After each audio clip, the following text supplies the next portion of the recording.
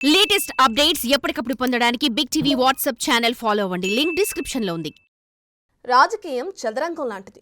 మన మూవ్ సరిగా లేదంటే ఏ క్షణాన్నైనా చెక్ పడొచ్చు. ప్రజల మద్దతు సంగతి పక్కన పెడితే తమ చుట్టూ ఉన్న నాయకుల మూమెంట్ గుర్తించకపోతే చెక్మేట్ పడక తప్పదు. ఇక రాజకీయ చదరంగంలో చిక్కుకొని ఏం చేయాలో అర్థం కాక మదన పడుతున్నాడట ఓ మాజీ ఉప ముఖ్యమంత్రి. ఆయన పరిస్థితి ఎందుకలా మారింది? ఆయన నెక్స్ట్ స్టెప్ ఏంటి?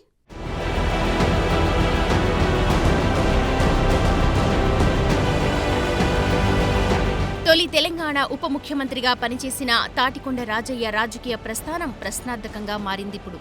బీఆర్ఎస్ పార్టీపై అన్ని వర్గాల నుండి వ్యతిరేకత వ్యక్తమవుతుండడం, ప్రతిపక్ష పాత్రను సైతం ధీటుగా పోషించలేకపోతుండడంతో రాబోయే రోజుల్లో ఆ పార్టీ మనుగడ అసాధ్యమన్న చర్చ జరుగుతోంది.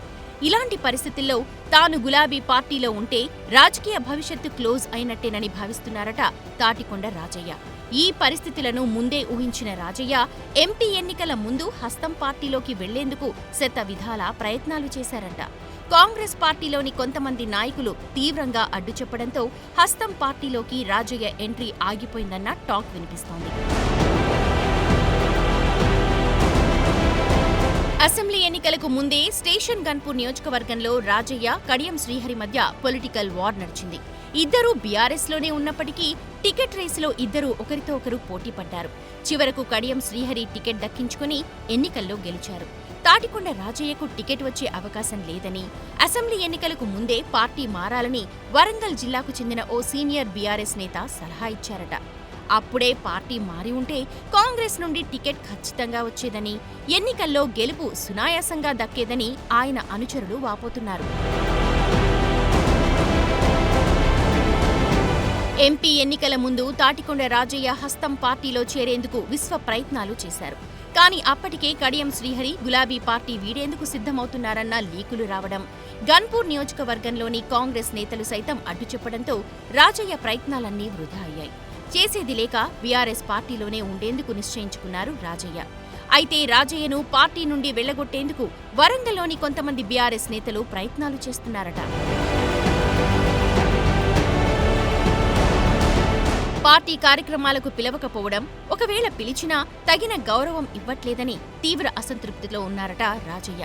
ఎస్సీ వర్గీకరణ అంశంపై పోరాటానికి సిద్ధమైన రాజయ్య బీఆర్ఎస్ పార్టీ మాజీలను ఆహ్వానిస్తే తాము రామని తిరస్కరించారట.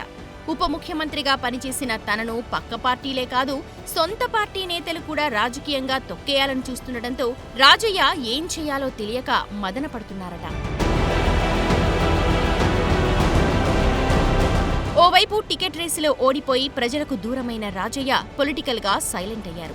మరోవైపు పార్టీ నుండి వెళ్లగొట్టేలా సొంత పార్టీ నేతలు ప్రయత్నాలు చేస్తుండటంతో ఏం చేయాలో అర్థం కాని పరిస్థితుల్లో ఉన్నారట. హస్తం పార్టీ సైతం నో ఎంట్రీ బోర్డు పెట్టడంతో ఆయన రాజకీయ భవిష్యత్తుకు చెక్ మేట్ పడినట్లేనన్న చర్చ సాగుతోంది. చివరి ప్రయత్నంగా హస్తం పార్టీ తలుపులు తట్టాలని మరికొంతమంది సన్నిహితులు సలహా ఇస్తున్నారట.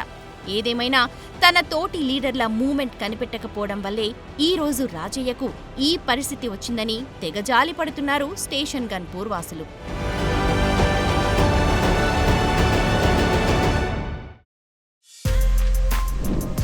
For more videos like this, subscribe Big TV channel.